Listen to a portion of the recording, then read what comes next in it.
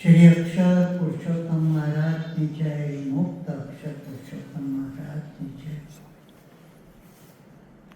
प्रगट गुरु हरि संत भगवंत साहेब जी महाराज की जय जय जय।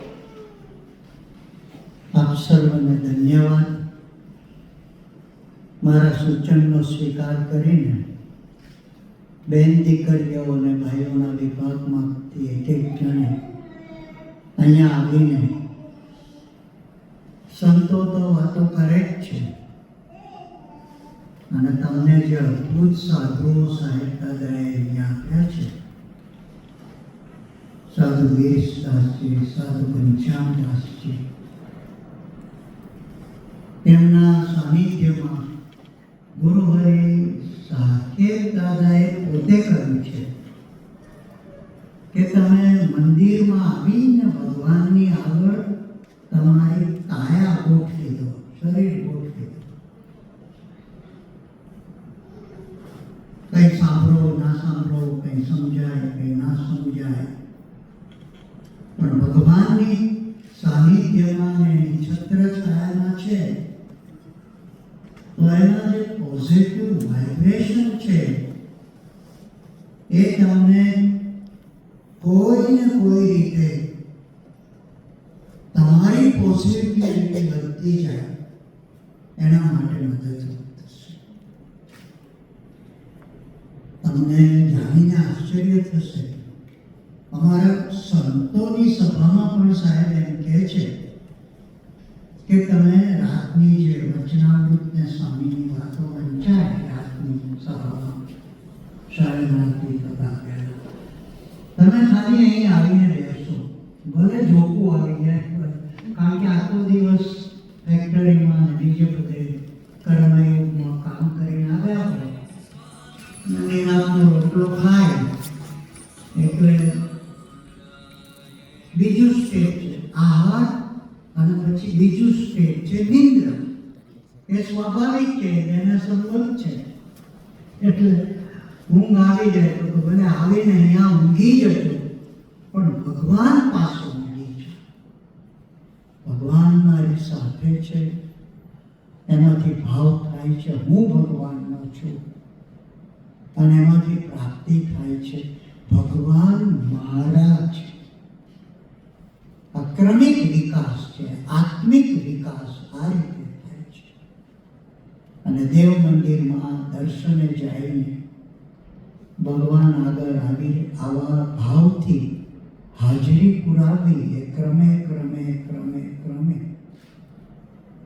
ભગવાન મારા છે ને એનાથી આગળ હું ભગવાનનો છું. જેને નવધા ભક્તિનું 9મું પગથિયું આત્મનિવેદનમ એ સ્વરૂપે કહેવામાં આવે છે. શરૂ થાય છે શ્રવણમ, કીર્તન. પહેલું પગથિયું છે સાંભળવું, શ્રવણ, કથા સાંભળવી. ભલે આપણી આંખો ડળી ગયા હોય, ઊંઘ આવી ગઈ, ચોખ્ખું આવી ગયું હોય, પણ અમિતભાઈએ કહ્યું એમ આપણું સુસુપ્ત મન છે એ તો જાગતું જ હોય છે ને સાંભળતું. ઘણા એવા બધા આપણા હિન્દુ સંતો પાક્યા છે, એમના જીવનના પ્રસંગો વાંચીએ તો એમને પુસ્તક વાંચવું નથી પડતું. પુસ્તક લઈને છાતી પર મૂકીને સૂઈ જાય. રાત દરમિયાનમાં એ પુસ્તકનો આખો જે સાર, જે જ્ઞાન છે તે પ્રાપ્ત થઈ જાય, જેને બ્રહ્મ જ્ઞાન છે. કારણ કે એમની સઘળી વૃત્તિ ભગવાન સાથે જોડાયેલી છે. અને હ્યુમન સાયકોલોજી એવું કહે છે કે વ્યક્તિની જેવી વૃત્તિ હોય એમાં એ પ્રવૃત્ત થાય છે, એટલે એ પ્રકારની એ પ્રવૃત્તિ કરે છે. આ જે સિદ્ધ પુરુષો છે, જે સંતો છે, એમની વૃત્તિ ભગવાનમાં જોડાયેલી હોય છે, એટલે એમની પ્રવૃત્તિ પણ બધી પ્રભુ પ્રીત્યર્થે થતી હોય છે. જ્ઞાન વાંચવાનું, શીખવાનું. અને અમારે ત્યાં જે પરીક્ષાઓ લેવાય છે તે ગોખીને યાદ રાખીને 3 કલાકમાં લખી આવવાનું. એ જ્ઞાન જુદું છે અને આજે ભગવદ અનુભૂતિ થવી તે જ્ઞાન જુદું છે. આપણા જ ખોળામાં ઉછરેલી દીકરી આપણને એમ કહે કે મમ્મી હવે તારો થોડો ગુસ્સો ઓછો થયો હોય એવું લાગે છે. કેટલું મોટું સર્ટિફિકેટ કહેવાય.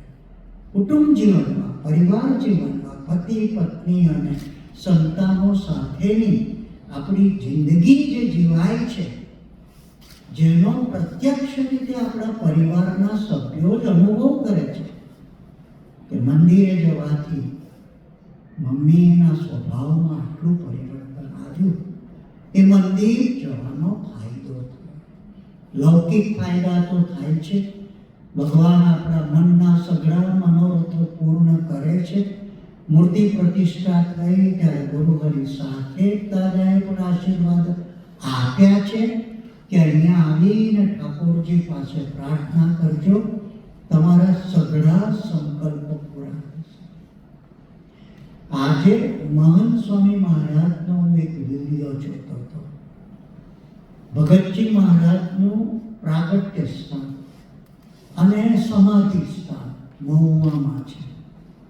પ્રાગટ્ય સ્થાનમાં તો ગામમાં નાનું ઘર હતું, એમાંથી રિનોવેશન કરીને મંદિર બનાવવામાં આવ્યું છે. અને હમણાં જ ગુરુહરિ સાહેબ દાદા સાથે તીર્થયાત્રામાં ગયા ત્યાં દર્શન કર્યા હતા. હવે સમાધિ સ્થાન પણ નવું બનાવ્યું છે, ડેરી બનાવી, અક્ષર ડેરી જેવું, બહુ સુંદર. મહંત સ્વામી મહારાજને એમના સેવક સાધુ એમ કહે છે કે બાપા કંઈક આશીર્વાદ આપો આ સ્થાન ઉપર.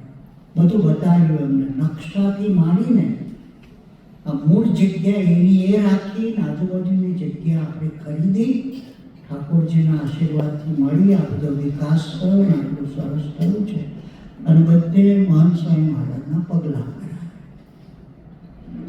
પછી ઠાકોરજી આગળ લઈ આવે એટલે પેલા સેવક સાધુ મહંત સ્વામીને શું કહે છે કે બાપા હવે આ સ્થાનમાં તમે આશીર્વાદ આપો.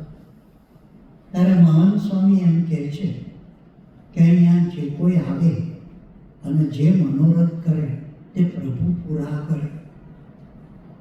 જો સંતનો આશીર્વાદ કેવો છે, તમે જે કંઈ પણ ઈચ્છા, સંકલ્પ કે મનોરથ લઈને ભગવાનની પાસે આવો છો તો ભગવાન તો દેનાબેન છે, દેનારા છે. જે માંગે તે તેને આપે છે અને એને જ આપણે શ્રદ્ધા કહીએ છીએ. અને એ શ્રદ્ધાથી માથું ટકાવે એટલે સ્વાભાવિક છે કે ભગવાન એના મનની ઈચ્છા, મનોરથ, વૈષ્ણવી સંપ્રદાયમાં મનોરથ શબ્દ બહુ વપરાય છે. મનોરથ એટલે ભગવાનને માટે કંઈક કરવાની મને ઈચ્છા થઈ, એને પણ મનોરથ કહેવાય. અને આપણી બેન દીકરીઓનું નામ આપણે પાડીએ છીએ મનીષા, મનની ઈચ્છા. એ પણ ભગવાન પાસે આવીએ ત્યારે કેવા સુંદર નામ હોય છે આપણા બેન દીકરીઓ. મનીષા, મનની ઈચ્છાની પૂર્તિ કરનારા. એટલે કે મારી જે જરૂરિયાત છે તે જાણનારા, સમજનારા અને પોષનારા આ પરમાત્મા છે. એવી શ્રદ્ધા ભગવાનના મંદિરના સ્થાનકને વિશે, મૂર્તિઓને વિશે જેને જેને હોય છે એને માટે પથ્થર નથી, એના માટે જીવતું ઈશ્વરીય તત્વ છે. અને તત્વ સાથે આપણે જોડાઈએ એટલે આપણને અદ્ભુત ભગવદ અનુભૂતિ અવશ્ય થાય છે.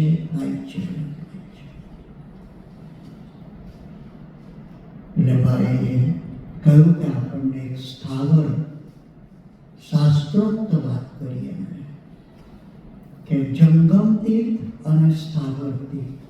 શાસ્ત્ર પ્રમાણે 2 પ્રકારના તીર્થ છે. જંગમ તીર્થ એટલે આખા જગતની અંદર હરતું ફરતું અને વિચરતું જે ભગવાનની શક્તિનું સ્વરૂપ છે એને જંગમ તીર્થ કહેવામાં આવે છે. અને આ છે સ્થાવર તીર્થ. એક જગ્યા છે, જેમ કહ્યું કે આ એક પ્લેસ એવી થઈ કે આપણા જ દીકરા દીકરીઓને ભેગા મળીને પોતપોતાની ટેલેન્ટ પ્રમાણેની સેવા ભક્તિ કરવાનો આ જગ્યા ઉપર મોકો મળે છે. એટલે બધા મંડળની વર્ષોથી ઈચ્છા હતી અને ઠાકોરજી મહારાજે ઈચ્છા પૂર્ણ કરી. આપણે આ જગ્યા લીધી, એ જગ્યાનું રિનોવેશન, રિપેરિંગ, નવસંવર્ધન કરીને ભગવાનને પધરાવ્યા. આપણને જેમ કોઈ ગ્રહસ્થી પરિવાર હોય ને એનું પોતાનું ઘર થાય અને જેમ એને સંતોષ થાય. ભાડાના ઘરમાં રહેતા હોઈએ ત્યારે ભાવ જુદો છે, અને પોતાના ઘરમાં રહેતા હોઈએ તો ભાવ જુદો છે. એમાં પોતાનું ઘર થયું તો હું મંદિરનો અને મંદિર મારું એ ભાવ થાય તો પોતાનું ઘર થયું એનું સુખ આપણને મળે. જેમ પેલું પોતાનું ઘર છે, એમાં મંદિર પણ ભગવાનનું મંદિર છે એટલું જ નહીં, મારું મંદિર છે, મારા ભગવાનનું મંદિર છે. મને જે ઈષ્ટદેવમાં શ્રદ્ધા છે, આસ્થા છે, તેમનું આ સ્થાન છે. એટલે મારું સ્થાન છે, મારું ઘર છે.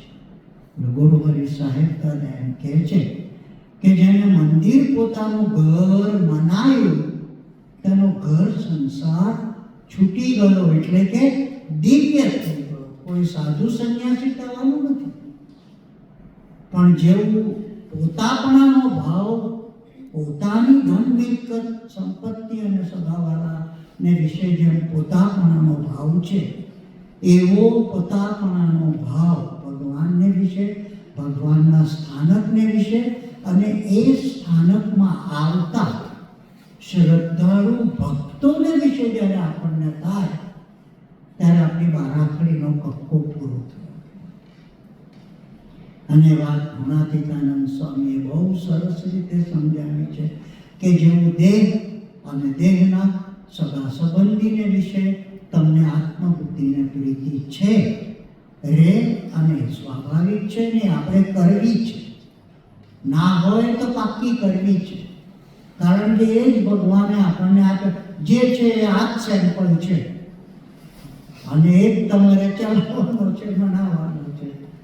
એટલે એનો સ્વીકાર કરવો. જે આપ્યું છે ભગવાને એનો સહજતાથી સ્વીકાર કર્યો કે બહુ સરસ છે. તો પછી આગળ સુખની વાતમાં આપણે આગળ વધીએ. નહીંતર જે મળ્યું છે એની જ ફરિયાદ કર્યા કરીએ તો ફરિયાદ કરવામાં જિંદગી પૂરી થઈ જાય તો સુખ ક્યારે મળશે? એટલે જે મળ્યું છે તે સરસ છે, ભગવાને આપ્યું છે, તો એનો સ્વીકાર કરવાનું શીખીએ. અને સ્વીકાર કર્યા પછીથી સુખ થવાની શરૂઆત. અમે ગાડીમાં બેઠા હતા તો ભાવિનભાઈ વાત કરતા હતા કે પહેલા દુઃખના નહીં પણ પહેલા તકલીફના દિવસો હતા, મહેનતના દિવસો હતા, ત્યારે પણ આનંદ હતો. અને ભગવાનની કૃપાથી હવે બધી સાધન સંપત્તિ, પરિવાર, દીકરીઓ પણ મોટી થઈ ગઈ, ભણીને આગળ વધી, તો અત્યારે પણ સુખ જ છે. બંને પરિસ્થિતિમાં સુખ રહેવું એ ભગવાનની કૃપા. મને એમની એક વાત સાંભળીને અત્યંત આનંદ થયો કે મારી અત્યારે હું જે કંઈ પણ છું ને, લૌકિક દ્રષ્ટિએ, આર્થિક રીતે, ધંધા પરિવારમાં સમૃદ્ધિ, કુટુંબની અંદર પણ જે પ્રેમ, શાંતિ ને આનંદ છે, એ મારી મમ્મી જે ભજન કરે છે, અત્યાર સુધી એને જે ભક્તિ કરે છે, એને જે ભજન કર્યું છે, એના આશીર્વાદનું ફળ છે આ સંસ્કાર. મેં કર્યું, મારા લીધે કર્યું, મારી મહેનતથી કર્યું. શું કહે છે? મારી મમ્મીએ આખી જિંદગી જે ભક્તિ કરી છે એના પુણ્યમાં બસ આ આપણા સંસ્કાર છે. મને જે કંઈ પણ પ્રાપ્ત થયું છે એ મારા માતા પિતા વડીલો અને ગુરુજનોના આશીર્વાદથી પ્રાપ્ત થયું છે, પ્રભુની કૃપાથી પ્રાપ્ત થયું છે. તો જે પ્રાપ્ત થયું છે એનો આનંદ આપણને સૌને ભગવાનના સ્થાનકને વિશે, ભગવાનની મૂર્તિને વિશે, ભગવાનના મંત્રને વિશે શ્રદ્ધા વધે, દ્રઢતા વધે. વર્ષો વર્ષ આપણે ઉત્સવ એટલે આપણો એન્યુઅલ ડે આવે છે. આપણે સ્કૂલ કોલેજમાં નાનપણથી અને દરેક પરિવારમાં જન્મદિવસ આવે ત્યારે હેપી બર્થડે, એ શું છે? એન્યુઅલ ડે છે, આનંદ છે. અને ભગવાને મને આટલા વર્ષનું જીવન આપ્યું અને હજુ પણ જીવવા માટેની હજુ એક વિશેષ તક આપી છે. એની ધન્યતાનો દિવસ છે. એને મહેરબાની કરીને આપણે ફૂંક મારીને મીણબત્તીઓ ઓલવવાનો ધંધો કરવો. આપણા ગયા એ વર્ષો લૂટી ગયો. ફૂંક મારીને જેટલા જન્મદિવસ હોય એટલી મીણબત્તીઓ કેક ઉપર મૂકીને પછી ફૂંક મારીને ઓલવી નાખે. આપણું વર્ષો વર્ષ વધારે તેજાયમાન અને દૈદીપ્યમાન થઈને, ગુજરાતી અઘરા શબ્દો છે પણ તેજોમય અને દૈદીપ્યમય બનીને આપણું જીવન આગળ વધી રહ્યું છે. અને એની ખુશાલીમાં આપણે જન્મદિવસ ઉજવીએ છીએ, વાર્ષિક દિવસ ઉજવીએ છીએ, મંદિરનો પાટોત્સવ ઉજવીએ છીએ. એટલે કેટલીક અંગ્રેજ પદ્ધતિઓ સારી છે, પણ આપણી ભારતીય સંસ્કૃતિની જે પદ્ધતિઓ છે એની પાછળ અધ્યાત્મ વિજ્ઞાન છે. જીવની ઉન્નતિ ને પ્રગતિ થાય એવી પ્રેરણા આપે છે. એટલે આપણે એને અનુસરવાનું. અને આપણી તો એક મીણબત્તી વધારાની પ્રગટાવવાની. હા, એક વર્ષ વધારે મળ્યું તો એ જ્યોતિર્મય બને, મારું જીવન જ્યોતિર્મય બને, એવી ભાવનાથી આપણે 3જી તારીખે ઉજવશું ભગવાનનો પાટોત્સવ. સાથે સાથે આપણા વડીલ સાધુ જયેશદાસજીનો જન્મદિવસ, પ્રાગટ્ય દિન. પૂરા કરો. કેટલામો? 61મો? 62મો?